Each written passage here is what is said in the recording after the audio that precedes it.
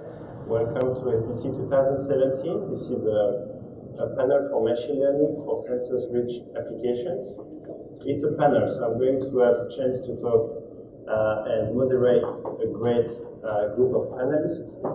You can see the very short introduction on the slides, but I'm going to give them a chance to introduce themselves 1 or 2 minutes. This is really the first edition of our machine learning for sensors-rich panel. And we plan to make it regular, so any feedback or comments about things we can improve for next time, please do not hesitate to share afterwards. At the end of the panel, I'm going to open for questions from the audience. So anything that you feel like we didn't go deep enough or we didn't cover, do not hesitate to ask. So my name is Nicolas Sauvage. I'm in charge of the ecosystem at TDK InventSense. And now I'm going to give a chance for Didier, Kevin, and Sam to introduce themselves. Maybe Didier first? Yeah, I think so. So, my name is Didier. So, I'm managing CELAB, which is a software, embedded software company. The headquarters in France, in Toulouse. And we created a subsidiary beginning of this year. So, in France, we have about 200 customers. And we started to be part of machine learning project on the industry, like robotics, automotive, and in IoT market. And in US, we are focusing on the wearable devices. So we are engaged on the software integration customization for smartwatch and smartwatch and AR/VR. And we are also trying then to integrate AI engine in those wearable devices. Hello, my name is Kevin Shaw. I've sort of run the gamut all the way from designing accelerometers for doctoral work in a tiny little company back then called Kionics. Then moving on to sensor fusion being done in mobile phone applications for sensor platforms. I sold that a couple years ago. Now at Algorithmic Intuition, we're specializing in human activity recognition.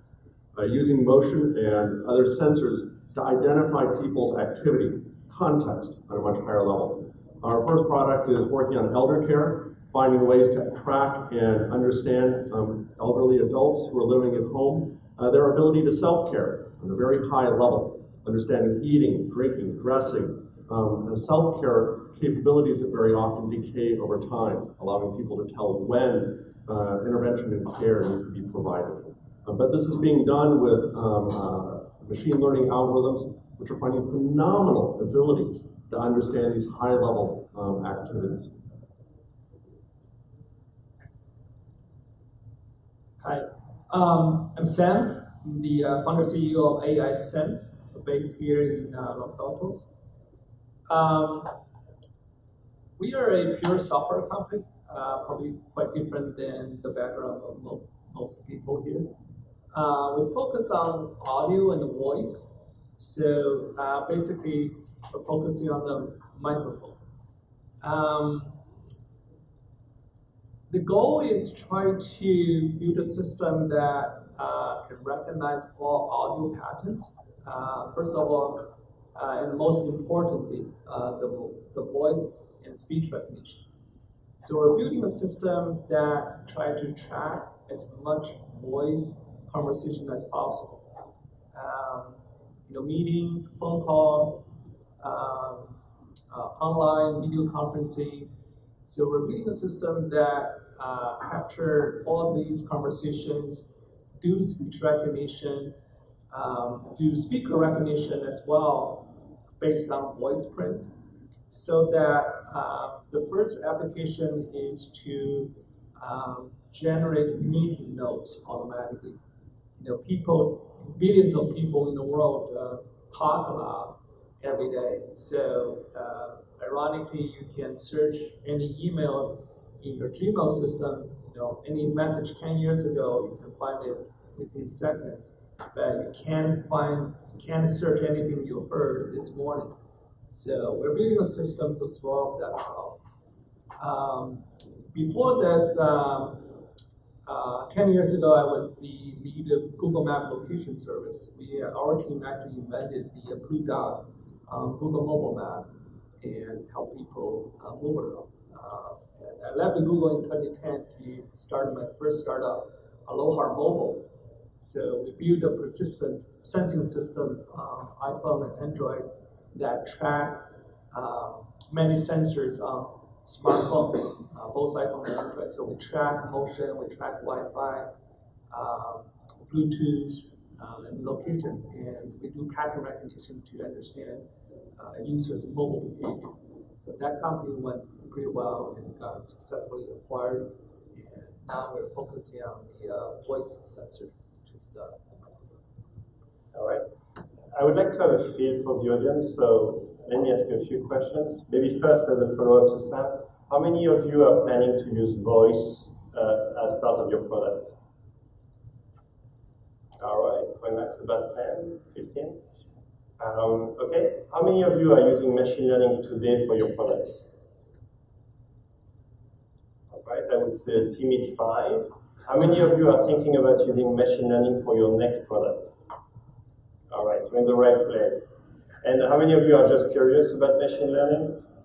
Everyone is. Okay, cool. We've got you, everyone. Okay, so let's start with a very basic type of questions. Didier, what do you think is the biggest challenge of using machine learning today for an IoT developer that just want to get started? Yeah, I would say so.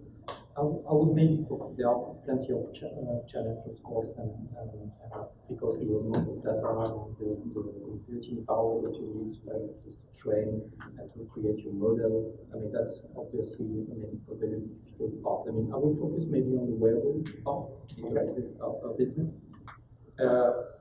In that part, I mean, how today, I mean, we need to reach a stage where how we can have machine learning on device, which is one of the key points we have today.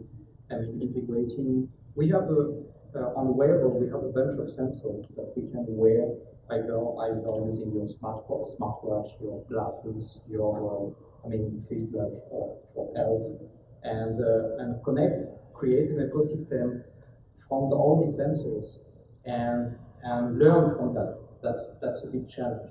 It's obviously so integrate the machine learning. You cannot, I think, integrate all the training process inside, but at least all the prediction that you can have in your mobile. Because you don't have, you are not in a position, this ecosystem where you have your phones in your pocket and all the sensors on your body, and then you are not always connected to a cloud, to the web, so that then, it has to be also used in the, either you're in a plane, either you're not connected, but it has to be functional. So that's a big challenge. So I think that's a good lead to Kevin, who actually is doing this on device. Yeah, I think the fascinating challenge is how machine learning completely changes the paradigm for coding. It used to be you'd hire tens, dozens, hundreds of coders, give them some data, and say, lock them in a room for a couple months and say, don't come out till you got some code, and make lots of code. They have bugs, but they find an answer. You change the specs a month later, and then they write more code. You change the specs again and just repeat. Now you need a fairly small team of coders and some really good training software. TensorFlow, Caffe, there's quite a few of them. But the basic point is you collect data. Enormous amounts of data. And let the tools figure it out. So now you have a fairly small team, you have enormous amounts of data, and if you try and change your specs, you change the data you search for. And you just let the routines compute on it. So it sort of turns the whole problem inside out. Instead of having lots of coders, you need lots of data. So that becomes the big challenge, and we were just chatting before with Sam here on his project. Our project is we need to identify eating for elderly adults. On the surface, it sounds easy. But we're not intending to actually sit down and hand code that. We're going to collect tens of thousands of hours, we're in the middle of this, of people eating. Sounds humorous. But on the other hand, we need to know how people actually do it. And we're not going to tell the tool what it does. We're just saying, hey, this snippet of motion, that's eating. This one's drinking, this one's dressing. And then we let it churn on that, and it comes out with a shockingly accurate ability to identify this. So the code itself is relatively small, but the process of finding the data, enormous. It's part of the quality of data collection, the way you collect data very accurately. That and tagging, I mean, you can look at unsupervised models where you just say, hey, here's 1 million hours of something. Let the routines hope something's useful in there with no guidance. We tend to use a supervised model where we say, this little chunk of data is representing this activity, and this one does that. Well, that means high-quality annotations, which can be costly, but it means for much higher accuracy result. What about Wissam? Because what you do with voice is not quite the same as annotating all the time. Yeah, actually I totally agree with Kevin. For us, we do supervised learning, and because we focus on voice and speech, so we do need to collect tons of voice data. So two major problems. Number one, how do you collect them?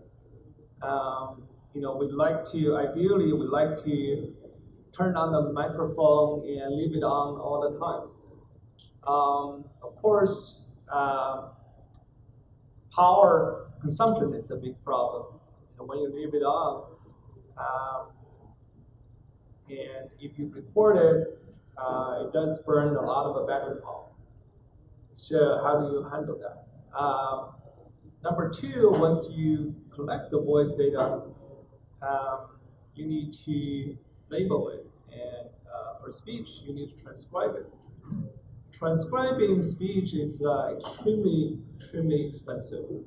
On average, it costs $60 to $100 to transcribe 1 hour of speech.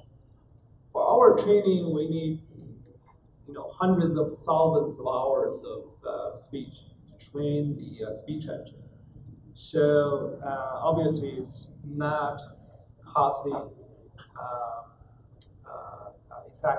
effective to hire somebody to transcribe 100,000 hours of data. Google can do that. That as a startup, we can't afford that. So we have to figure out all kinds of ways to get the training. So all those challenges, and of course, for this speaker recognition, that's the technology to try to recognize the identity of a speaker based on their voice print. It's also very challenging. When you have 4 people talking, how do you separate them based on their voice print? Then once you separate them, you need to identify which one is Nicholas, which one is Kevin, Elias, Sam. It's also very challenging. But that could be very useful because I remember going through 1 hour of meeting. I just want to remember what Kevin said, and so if I can remove everyone else, that would be super useful. I think that's one of the use cases in mind. Yeah, absolutely. 3 months from now, I want to recall what did Kevin say 2 months ago in Santa Clara Marriott Hotel. So I gave that context and say, I just vaguely remember he mentioned something about motion in senior care. How do I search? So our system will support that. So we're building that system to try to capture everything. So you just ask your phone, that question, and within seconds it will be able to answer it. So maybe let's share that. What could be useful learnings we had to go through to capture this high quality data? Because you probably made some mistakes along the way. And is there any mistakes you've made that was not so obvious that the audience would benefit to learn? Yeah, in our training, we already collect tons of data from the internet. There are TV shows, there are audio books, there are radio, NPR. So we really collect tons of data. Of course, in real world, we're releasing some beta products for users to use it themselves. They record meetings, they record phone calls, video conferencing, and we provide an editing correction feature there so that users can correct any errors themselves. That help us build the feedback loop So we'll take that correction and feed that into the engine as well. Of course, we need to do a lot of semi-supervised learning as well. Even without perfect transcript, based on the context, based on a lot of the context we can use. This is another part we are super interested in. Mobile context, contextual intelligence. If you look at the person's LinkedIn profile, you know what he does. If you search Google some information about this person, you know their background. So we use that information to help with the speech recognition. So we know, okay, this guy works on sensor. He has a degree in electrical engineering. So then it'll help us narrow down the search scope. So we know he's probably not talking about football or tennis, most likely. So based on some words we can recognize, we can use that knowledge to recognize the other words in that same conversation. Okay, but to me it sounds like you described the best practices. I was more asking, is there any mistakes you made, efforts you wasted that the audience could learn from? Is there anything did you do everything right, or is there a few things you wish you didn't do? We don't like to remember those. I'm here to ask about them. So. And maybe one question also is how you measure the quality of your data. So what are the metrics? And maybe for speech recognition, but what's the goal? What are the metrics so that you evaluate the quality of this data in your model? Very simple mistake. When you're talking about financial issues, you say, "Hey, I owe you $100." The speech recognition could get it wrong. You say, "Is it $100 or $1,000?" Okay. Right? If you recognize it wrong, that will be a huge mistake. Metrics, we have a lot of metrics to keep track. The accuracy of the speech recognition. Is it 90%? Is it 80%? And also the complication is that it's not just the direct word error rate. That word error rate is basically, okay, if I give you 100 words, if I speak 100 words, can you recognize 90 words? In that case, the accuracy is 90% and the error rate is 10%. So that's a common metric people use. But the complicated thing is that not every word is equal. Some words, more meaning is more important. Like people's names are very important. Maybe you only mention that guy's name once in half an hour, but that's very important. All the other words, the filler words, all those words are actually not that important. So how do you measure that? It's still unknown. There's no standard way to measure that. Okay. So Didier, you talked about metrics, you talked about wearable example. Mm-hmm. What kind of metrics would you recommend for someone developing a wearable device? Good question. So on wearable devices, it's about, we are trying, by the way, trying to integrate some speech recognition for glasses. We have a customer who is doing B2B business for that. And they need to deploy this project over the world. So then, the metrics has to be very wide to be adapted to either a language in US, or supporting Chinese, or supporting people talking French. And so today we have, in this business, we have only keywords that we train and then we test it. Tomorrow, the point is that how we can support the complete language, whatever the accent we can have. That again, it's a big challenge. The metric is very wide. So if I look at your example, Kevin, you mentioned about detecting really high performance people eating. how did you decide on the metrics of really good? And for example, did you try false positives like chewing gum, which is not really eating, but yet the movements may actually be misunderstood by the machine learning? There's always challenges. There's always certain things, especially for these high-level activities, that you just can't get. If someone, in our case, it's possible to have somebody, they eat in just such a way that you don't get it.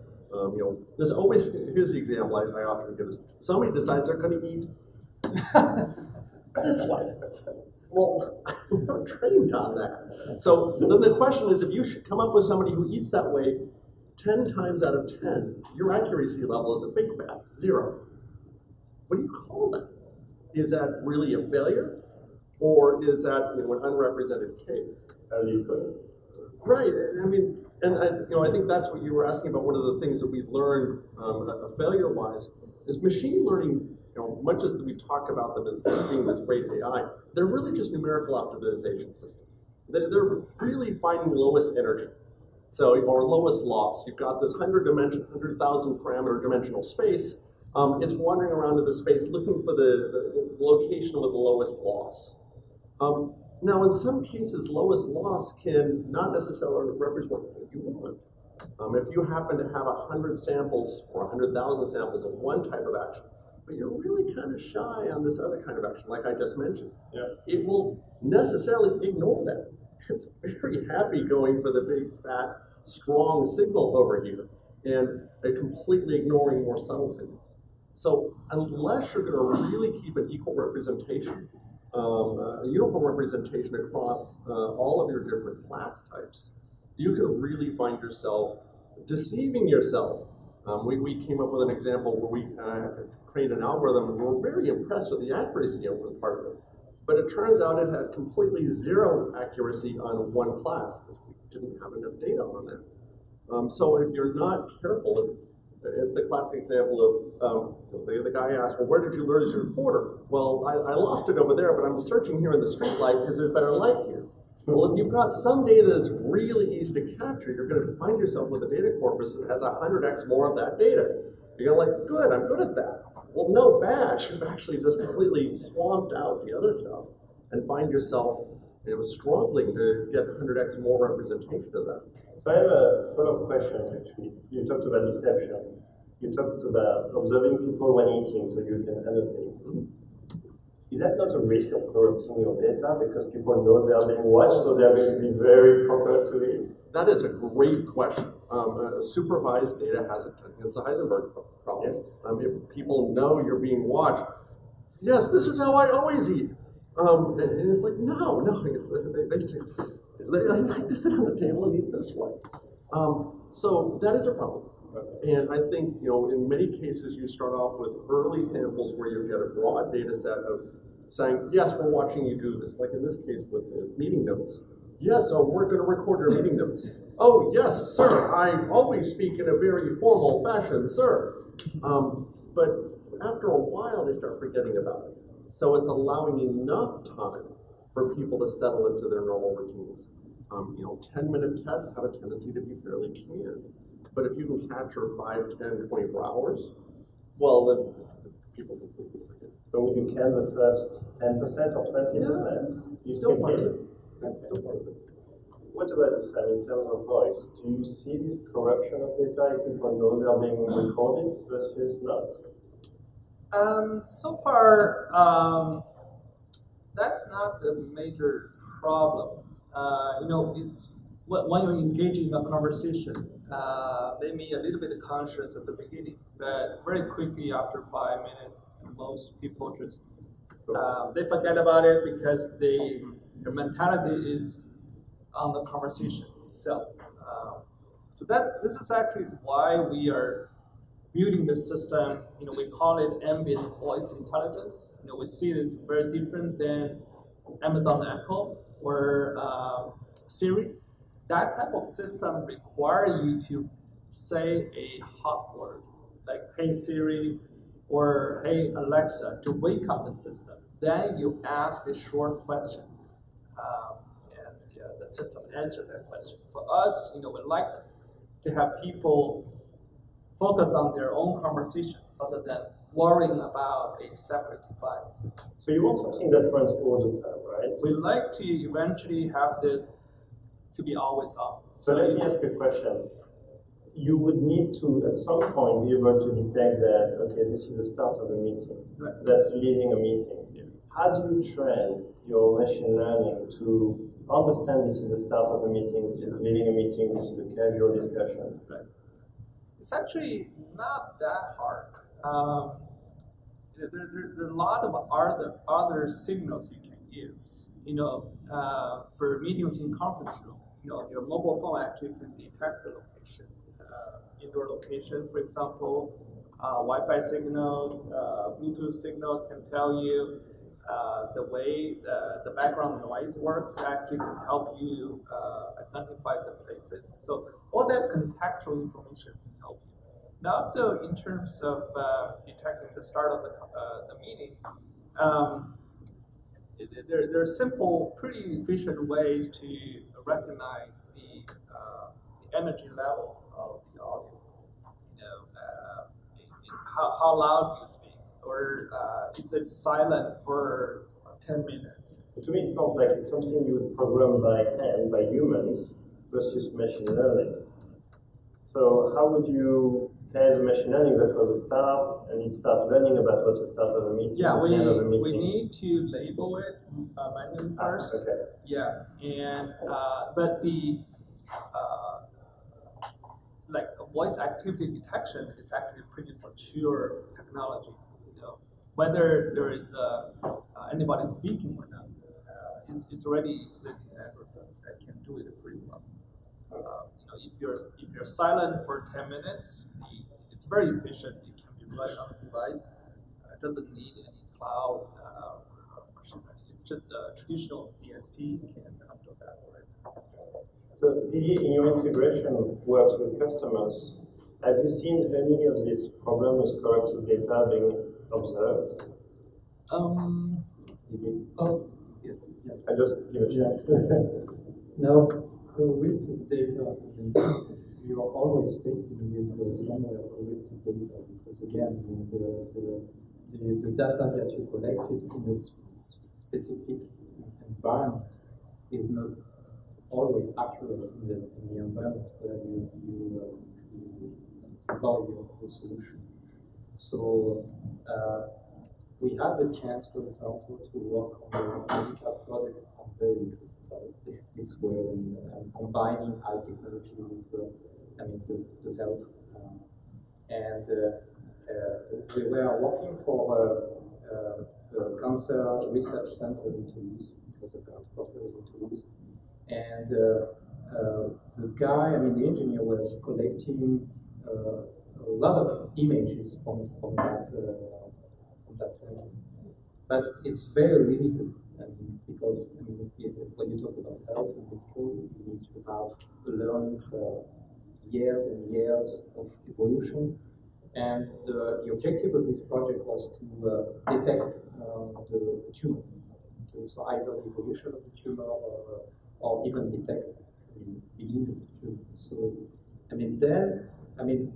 here you are working with a very limited number of images along a very short history, and also medical has also this problem of privacy, and you cannot share all this data around the world, and then you can just get this data from the medical center.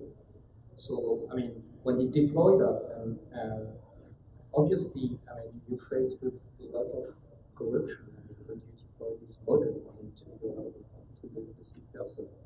So is it corruption or low performance? Or low performance, maybe. Yeah. Maybe not quite. Maybe you observe something that happens to someone which will never happen to someone else. That's either corruption or low performance, but yeah, that's an issue. I want to move on to, because most of our developers also work on battery products. Kevin, you work on a very tiny piece of hardware that has a very small battery, and yet a lot of sensors. How do you see battery and power consumption as your challenge? It's unquestionably our number one challenge. And I think we're in an interesting stage in the state of machine learning. I mean, if you go back to 50 years ago, all computing was done in big glass castles with big mainframes hiding behind it, and they say no one can come in. Then you got PCs, and now we have these phones. Well, and guess what? Where's machine learning being done?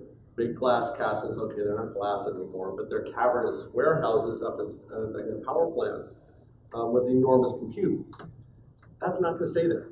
I'm glad that they're available, but we're now starting to, it's funny, I went to a conference and people asked me what I'm doing, and I'm like, well, we're putting machine learning into embedded products. I'm like, oh, great, you're putting it in a mobile phone? No, an A53 doesn't count as an embedded product. We're looking at an M4. Well, you can't do that. If you look at the mathematics for machine learning, it's not that sophisticated. Most of the people in this room are engineers. It's like freshman calculus for you. It's not that hard. And most of the libraries that are available are pretty good.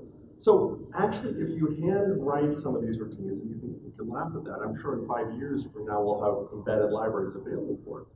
But a lot of the math is just a bunch of multiplies.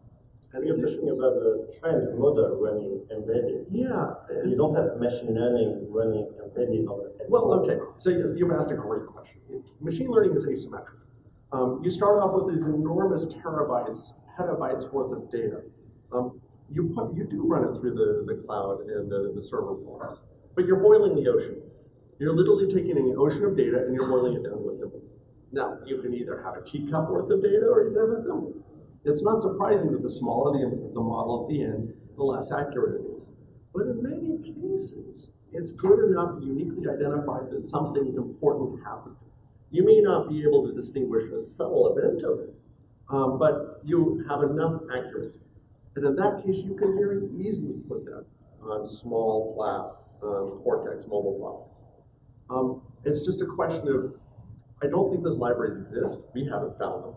TensorFlow has products that are designed for a server class, 64-way multi-core processors, and for A53, A9s on Android. But they don't really have anything yet for small M-class products. Right now, you have to write that yourself. But you really have to understand this is a complete asymmetry between 9 orders of magnitude more compute up in advance, and then the 1 unit of compute you do locally. Designed properly, a lot of very small neural nets can be done. One other point I'll make. For my world, and I asked the question to the gentleman yesterday from Mobius who's doing the vision processor. And he's doing large full-frame vision. And maybe it's 2,000 by 1,000 pixels at 30 frames per second. I'm not. I'm an inertial guy. It's 100 hertz. And yeah, I got 3 values at 16 bits each. It's not that much data. So I really don't need the massive GPU compute locally. So you really are in different classes. You've got vision up here, you've got 3 orders of magnitude down to audio, and then you've got 3 orders of magnitude down to inertial stuff, and then you have environmental stuff down below that. If you choose where you are, you actually can do a lot of it locally. That's very good. Actually, Sam, today you mentioned your application running onto mobile is, of course, uploading to the cloud. Do you see a future where it could be a very small device running on battery that can be always on and do the transcription on the device? Yeah, right now we mostly rely on the cloud. Mm-hmm. We see we can put this CPU. We focus on this type of device much larger than your device, and also Apple Watch or other some wearables that can have a little bit bigger battery and CPU power. So some simplified model can be run on the device. It just the accuracy may not be as good as the system in the cloud. So our strategy could be, we can cache some information on the device. We can do some simple speech recognition or voice speaker recognition on the device with lower accuracy. So at least they can recognize certain words with good accuracy, although it's not great. So it can still provide some value there. And once you're connected with the internet, Wi-Fi or good, 4G, 5G network, then we start to upload stuff to the server. So it's going to be a combination, a hybrid mode. Yep. Right? I'm really confident that all of this can be done. It's back to the trade-off Kevin mentioned, which is you can have very high performance, but you need a lot of compute, or you make a trade-off on performance, yet still good enough, but running embedded. You can do a hierarchy of models with different level of accuracy. And maybe I'm pushing you because voice is more than just inertia, but do you see your model very nicely fine-tuned to good enough performance running on an M4? I'm not very familiar with that. I can't answer. Okay. What do you think, Taylor? I remember Sensory was doing some really nice 100 count hot word detection on You mean vocabulary? Yeah, they were doing all embedded voice recognition. It was pretty impressive. So I think it's certainly possible. I don't remember, obviously don't know what model they were using, but I know it can be done. You just have to have limits in the amount of the words. All right. Let's go to something a bit more practical, which is at team level. Didier, if you were to recommend a customer how to get started with machine learning, black box, not black box? As far as we are concerned, actually, we are integrating existing solution customers. This is how we propose the solution to wearable makers. So it's quite easy for us actually to add this as an additional layer on top of their product. So well, then for them it's a black box. So we sell that, we take the existing solution, an SDK, and then integrate it in their solution. So these customers come to you saying, I want to use machine learning, or they come with a use case and then you advise actually? More the use case. Correct, yes. And I think, again, the speech recognition is one thing. We talked about that earlier. I mean, saying that there is a need actually to have someone teaching, speaking about commands and so interacting, human-machine interaction. And then voice is a key point. So that's a real use case. Then we come to them and say, there are existing solutions that we can easily integrate in your project. And how do you define success for these customers?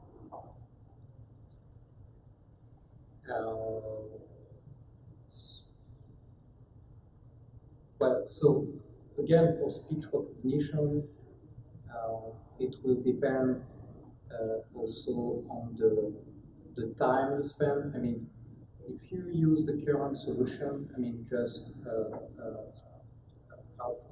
a few keywords, you have a very limited solution, and then you have also to exercise it, to test it. It's a long time, and we are doing that usually. But however, using an engine like this can save you a lot of time actually. So and then they can see also the benefits of using that solution compared to the one we are using today. So if we look at, let's say, wellness, one of the very basic functions could be a pedometer. Pedometer have been developed for ages, and you have used algorithms that are coded by very smart guys. Would you recommend machine learning to develop pedometer, or would this be killing a mosquito with a bazooka? Actually, that's a great question. I'll jump in on that one because that's a really fun one. I wrote pedometer algorithms a decade ago, and people have been doing it decades. Then you can answer. There's some really nice programmatic ways, with level counters, energy density, ways that you can calculate that very simply. But we have a different problem. Everybody goes out and they walk, a fairly good solid step, and a step's a step. For an 85-year-old walking with a cane with a limp, what's a step? And so we have a very different step model that no one else is really looking at. Walking with a walker, it's a very different type of walk, and the existing pedometer algorithms don't work real well. They never looked at it. So I think it depends on the use case and the need. And I think that's a great question of what is machine learning for? Yes. You know, it's really exciting. It's a really nice gold-plated hammer. Well, if you got nails, you're fine. But if you're putting on nuts and bolts, it's not a good choice. If I'm designing a dishwasher and I'm doing programmatic logic on timing through it, I don't think I would do it. If you're identifying very subtle patterns, you know, step detect was a fairly good pattern. Walking with a walker, different. So if you're trying to identify patterns in data sets, it's a really powerful choice. It will often find solutions that you never even thought were possible. So I think that's some of it. Now, I was going to go back to the earlier question of, do you choose a canned package? I would sort of define it in sort of three different hierarchies. There's a lot of cloud-based canned packages. You can go to IBM Bluemix, you can go to Amazon and Google and get a really nice voice rec, speech synthesis. You can do a whole lot of just canned stuff, and with a simple API call, you got it. And them simple ways, they'll give you back some words. No problem, they charge you a couple pennies. That's, you know, if your solution doesn't fit that, there are no cloud-based step detectors. Just don't bother. In that case, I think you step down and you start looking for the packages that are available. TensorFlow at this point is becoming the dominant powerhouse in this industry. It's Google's internal machine learning algorithms. They open sourced every line of it, put 50 people to maintain it, and put it on GitHub. You can go and crawl through every single line of source there. I wouldn't bother. I just use it. It's insanely powerful. I've got a 100,000 degree of freedom system. I just compute on it. So TensorFlow and things like that, Cafe and others, are incredibly powerful. You know, with a couple hours of effort, you can get a model up and running and get started. I think the bottom level is hand tuning it. And I cannot imagine anybody in this day and age that would actually hand build their machine learning training algorithms. There's no need. You'd go and get the TensorFlow library, hand it your ocean of data, it comes to hand you a thimble full of models. Very good. Now you can hand tune that and fine tune it into a special custom form. But let the big routines do what they're good at. I don't need to rebuild those algorithms. So let me force you to answer the question. Yes. So let's assume the case of an old person with a cane walking. Mm-hmm. You need to develop a pedometer for it. Would you handwrite the code, or would you use machine learning for it? I'd use machine learning. Machine learning. And it would be dramatically more accurate. Sam is nodding vigorously. Oh yeah, I have no idea how to write a pedometer, obviously. But for speech recognition and voice recognition, the number, the magnitude of variation is way too big. Scientists have been working on writing algorithms and rules to recognize speech for 20 years at least. They didn't do very well at it. Yeah, the progress, there's some progress, but this progress has been very slow. The reason suddenly speech recognition is so good now is just all because of machine learning and deep learning. In the last few years, the accuracy have jumped dramatically. It's suddenly become feasible. You know, I don't know how many people are trying to speak to their car to enter an address. I drive a pretty good car, but the speech recognition, obviously it was built like 5 years ago. It's terrible. It doesn't use your technology. No. And because of my accent, it's even worse. Maybe Kevin does not work for me. Yeah. I think only Kevin would have a perfect accent here. So it's fair to say that your company will not be able to develop a product without machine learning. Now, is there one thing in machine learning that's still missing, a missing block for you that if you had, you would be able to make even a better product, higher performance? Yeah, this related to semi-supervised learning. You know, right now it's mostly fully supervised. As I mentioned earlier, it's extremely expensive to label the data. So, when you think about how a baby learns speaking, it's all semi-supervised in some sense. It tried to emulate. It tried to learn by example. That's actually what machine learning tried to do. You cannot teach a baby, this is the rule, you follow this rule, right? They just listen to you and they try to emulate. So I think that's a big question. How do you have the machine learn by example in a more automatic way? And by nature, machine learning is backwards looking. Yep. Think about that. It only knows what has already been shown to it. It has no capacity whatsoever to anticipate the future. You hand it.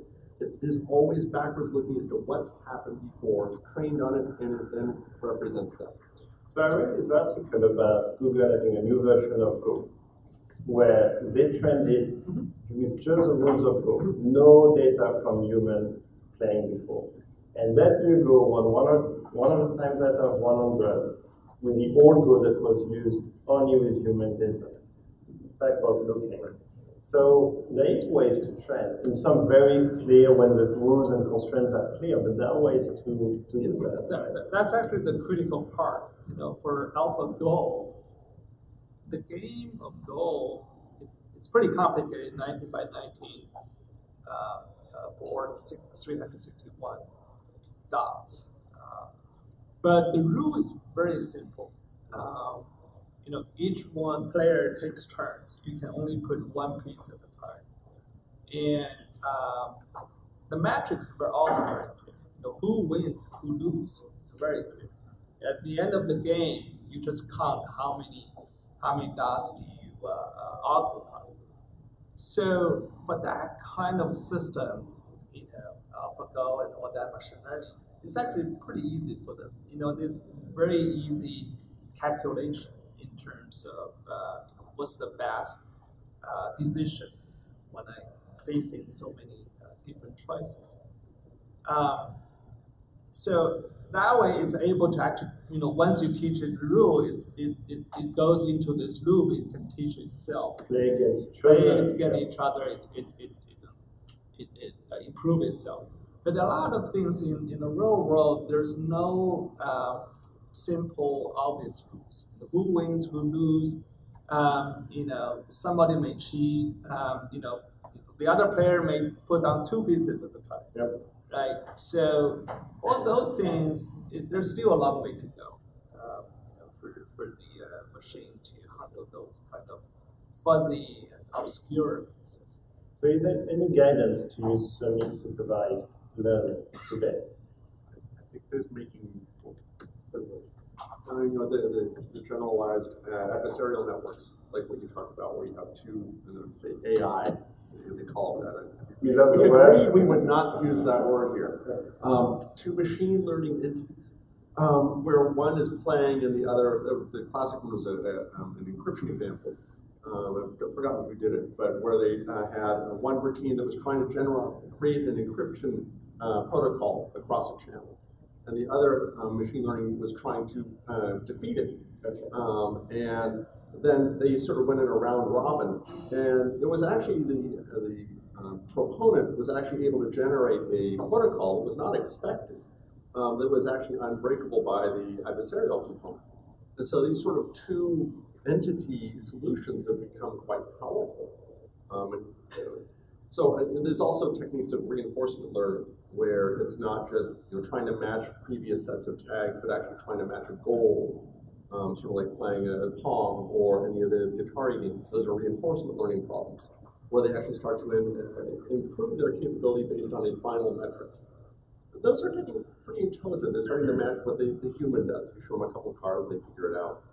Still very weak, but they're moving in the right direction, the self-learning. But also still very narrow. Is semi-supervised learning just a way of reducing cost, or there's more benefits to it? Expanding data sets. You get 10x more data and not have to tag all of it.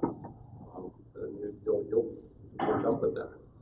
Yeah, but you have to make sure you don't reduce your accuracy. Yeah. Okay. Yeah. Any experience on? of that? No, again, I mean, it really depends on the, I think you mentioned that it depends on the environment, the parameters you have to deal with.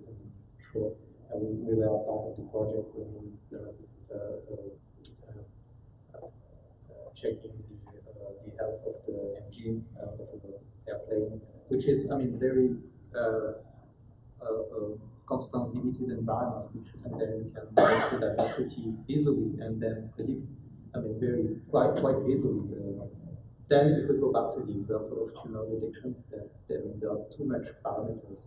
I mean, that is very difficult to human can really predict something very accurate. Okay.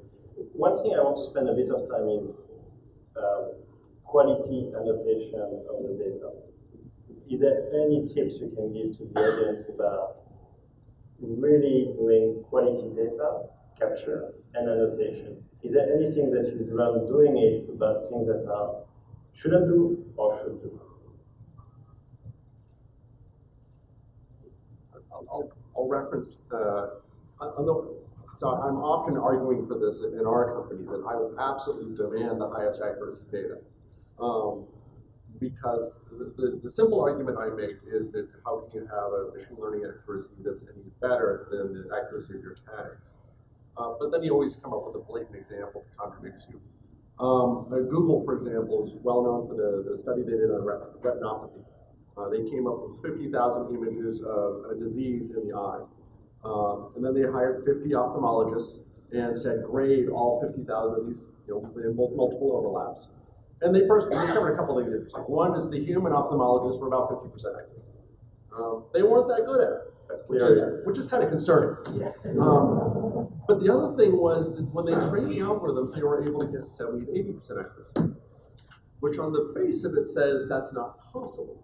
But if you start looking at noise production, really, any noise sampling theorem says that the larger you sample a data set, the larger your data set, the more you can reduce the noise. And assuming it's a white noise, you can actually start to improve your signal noise. And so effectively, the AI is looking across 50,000 samples, reducing the noise effectively and actually improving the signal noise ratio in a way that the human was unable to do with their 5, 10, 20 years of training. So in some cases, if you have a significant data set, you actually can get beyond your own tagging accuracy, annotation accuracy, and start to improve beyond that. But how was this sample, these 50,000 samples tagged? They hired an ophthalmologist to tag each and every image, one by one. 50% accurate, and it was. But that's human capability. I mean, some of these samples are noisy. We don't always know what to look for. I love that picture yesterday of the dogs and the blueberry muffins. Yep. I mean, I struggle at that too. But what's interesting is if I may tell one more story about that, because I was just fascinated. The machine learning finds things we don't. I was listening to the director of Google Advanced Research who ran this project about 2 weeks ago. And he says, we had an intern come in and want to do a project. So we were just screwing around. We said, we've got all this data. See if you can figure out which one's male and female. All the eye images. Because everybody knows that the human eye is identical between male and female. She came back and said, all right, yeah, I'm about 90% accurate. It's like, what? It's like, yeah, I can distinguish male versus female between the retinopathy samples. It's like, you can't do that. Well, I did. I went back to the ophthalmologist and said, can you do that? And they said, no, you can't. The human eye is identical between the two of them. So she kept working on it. She got up to 97% accuracy. And now can very highly accurately determine the difference between male and female eyes. The ophthalmologists are sort of tapping their foot saying, there's something going on here we don't know yet. But the machine learning algorithm was able to find subtle patterns that we as humans have not found yet. And I'm sure with enough research, someone will find it. But they're just pattern matching routines. They're really good. And sometimes we're surprised by the results. Actually, in this case, the data had perfect tagging. It was very clear male or female. So yes, tagging was nice binary. Yeah. Yes. So I want to leave the last 15 minutes for the audience questions. So if anyone has questions, we can give a microphone. All right.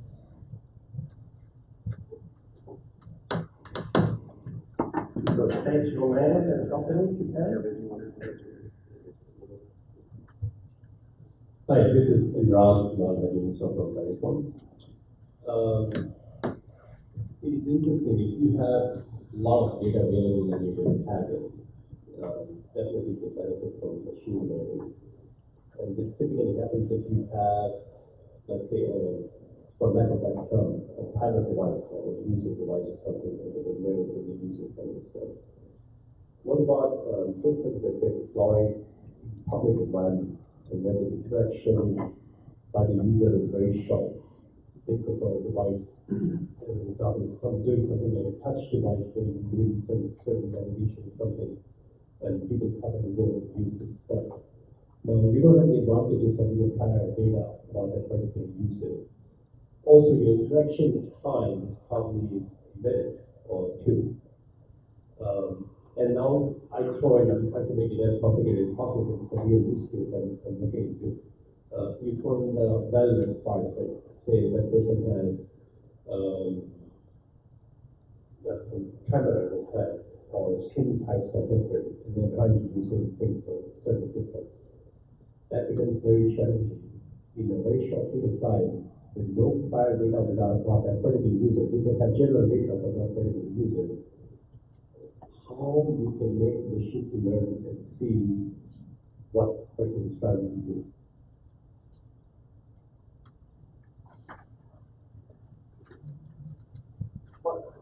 You want to go ahead? Otherwise, I'll take a stab at it. What is it you want to find? That's what I may have missed something in the beginning there. What is the ultimate use case? Well, the use case is that it can be a voice activated device, it can be a touch display kind of a thing, right? And everybody who's familiar with today, most of us are using the cell phone, familiar with using the touch and voice and stuff like that. But there's a huge population, older generation, that don't know how to use this device. And add to this, people who have impairments or disabilities. That makes it further complicated. Certainly, you can apply an unsupervised technique, a cluster technique to this, and it'll find something, but who knows what it will find. I think a more interesting question is if you could tag the data and say, this is what I want, class A, class B, class C, now find those. It'll do that, but I think in most cases, if you want a good answer, you're going to have to be fairly clear on what you want to find. Unsupervised techniques have a tendency to come up with answers that, if you don't tell it what you get, it will get it. That's probably not what you want. So can you explain what is a cluster? Sure, okay. If you've got a system that's got thousands of parameters, you can usually reduce the parameter dimensionality. I'm at a loss for the word right now. But there's many algorithms for reducing dimensionality of large data sets. And you bring it down to 2, 3, 4 dimensions. Characteristics. Yeah, characteristics. Principal component analysis is what I was thinking of. And what you're trying to do is actually, you'll find these great images where you bring it down and you look at it and it just looks like a clump of noise. But you turn it just the right way and suddenly you see these very sharp definitions between the clusters. Cluster algorithms basically just look at all of your points and say, well, if I break this up into 2 clusters, well, it doesn't see anything. 3, again, noise. 4, well, yeah, there's 4 clusters. And it very clearly comes out and says that, that, and that. And they're carefully delineated. So these are unsupervised techniques to find groupings within data sets, given that you've reduced the dimensionality appropriately. They don't always get what you want, but they will find groups. And sometimes they're interesting. All right, next question.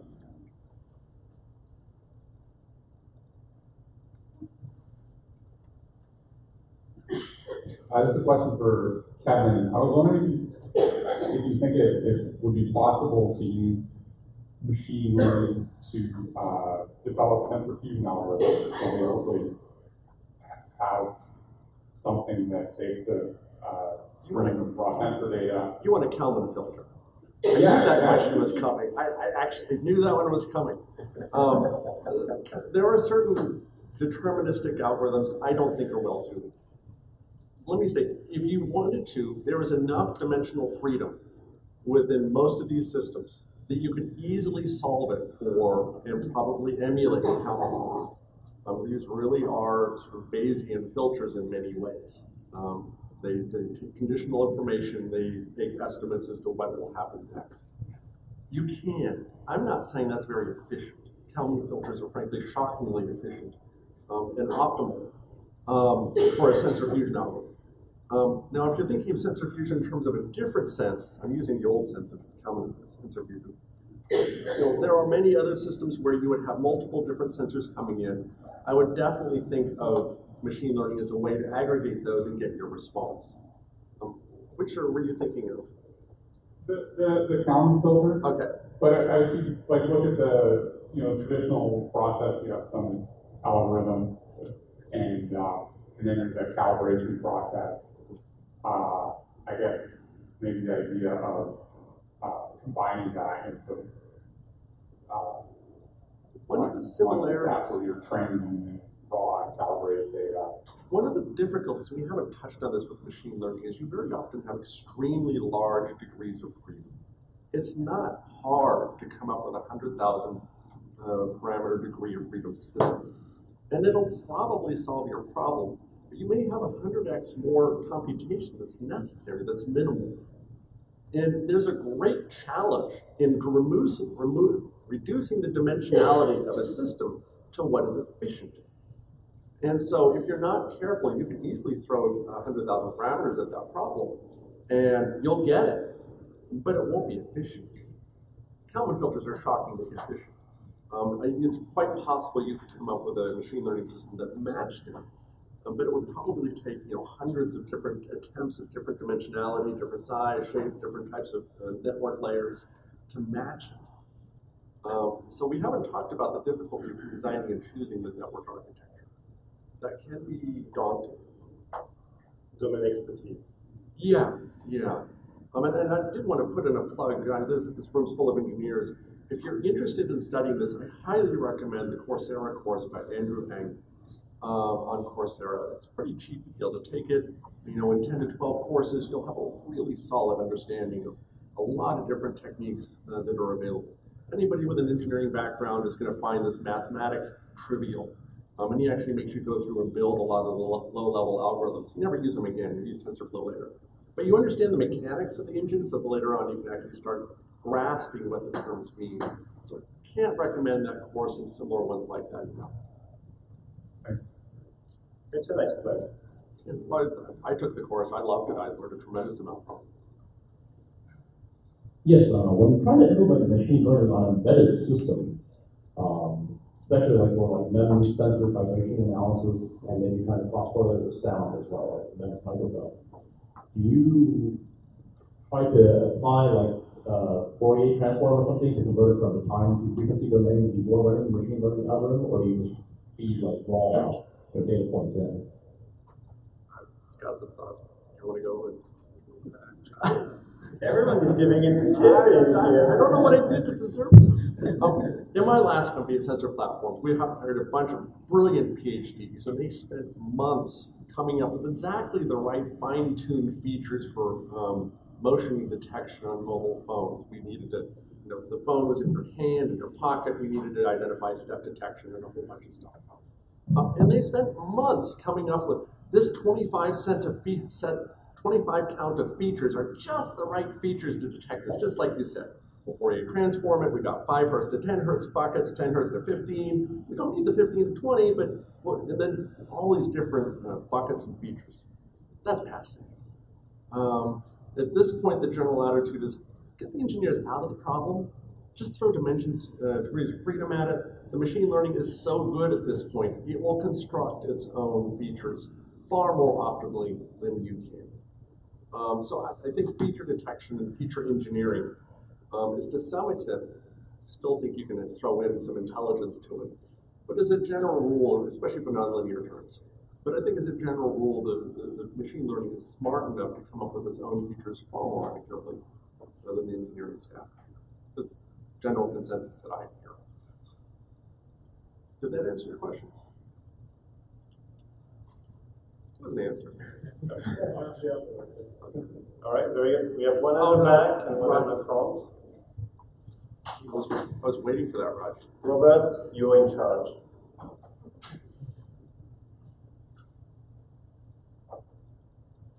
They're going to ask a question that these guys can answer, right? Yeah, the next one is not for you. Yeah. Okay. Thank you, Chairman. So my name is Prakash. Marketing and Sense employee that I will soon be reporting to Lars Johnson. And I'm glad I was invited here because this is a great opportunity to learn. So thank you very much for letting me be here. And thank you for the discussion so far. The question I have is, Dr. Shaw made a great case for machine learning algorithms being able to step over or ignore newspaper data because of the averaging of the noise over large number of samples. So that's great.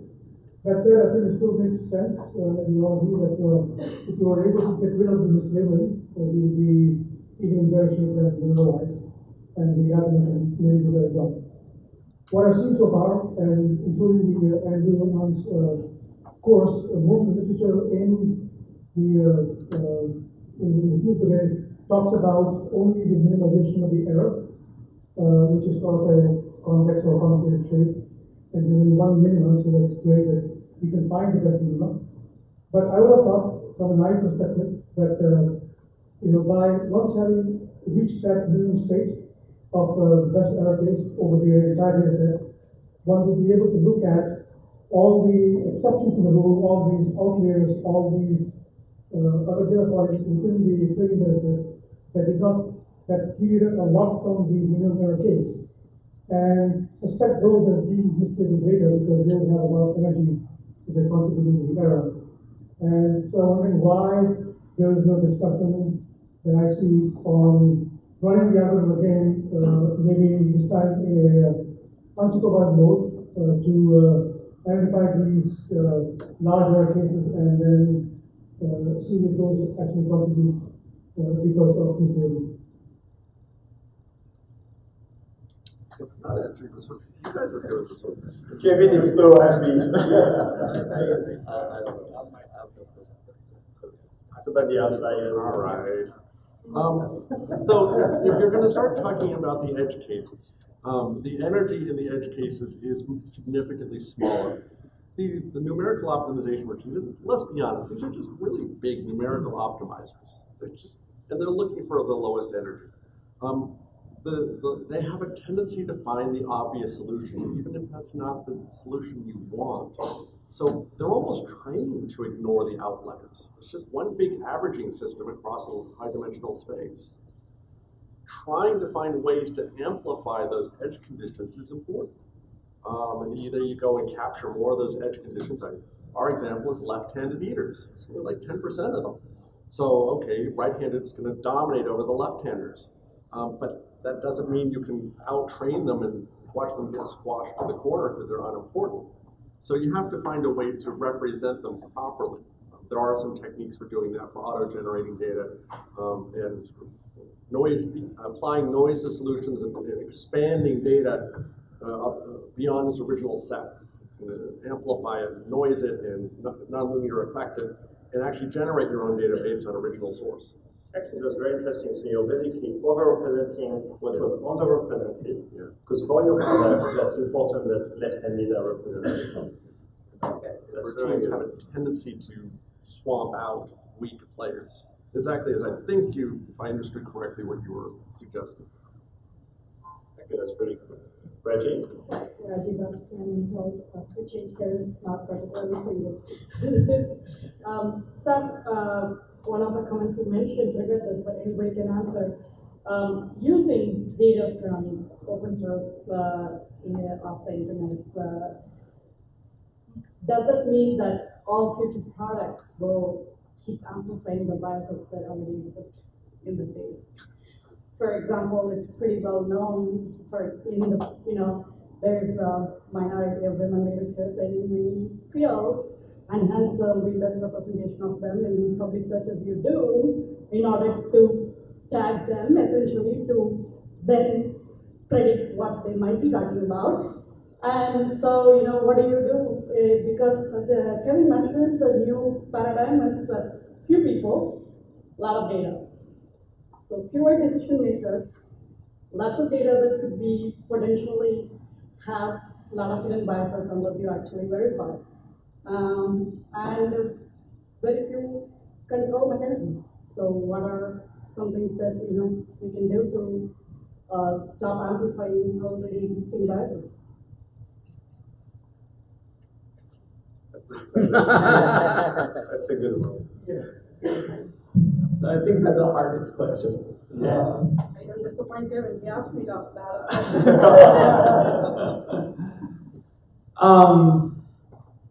Yeah, we did crawl a lot of data from the internet. As I mentioned, TV shows, audio shows, audible books. So far, we haven't thought too much about that problem yet. But as I mentioned earlier, once we have this system, we allow the user to provide correction as well. So that's going to be a crowd-sourcing system. Once everybody is using the system, when they see something wrong, they just tap on it and say, "Hey, I didn't say that. I said this." So we take that as input as well. So far we haven't got such a large user base yet, but I believe that will address some of the issues you pointed out. At the end of the day, cross-sourcing will be, we'll be able to handle that bias, I guess. How will we do it? How do you think you will mitigate this bias that comes from all this data you collect? Yeah, just very diversified user base here, right? There are men and women, native speakers, non-native speakers. This is for our training. So far, most of the data we collected are from native English speakers. So it does have trouble recognize people with various accents, including myself. So this is part of our roadmap, is to do more personalization. For myself, it will listen to me all the time. Every month, it will collect 10, 20 hours. It will look at my email as well. It will look at all the documents I write. So it will try to correlate the content between those documents and the speech recognition result. So it will try to do self-calibration and correct the model based on all those content. So our hypothesis is that incrementally it will be able to produce a highly customized model for every single speaker. So that should be able to address that bias problem.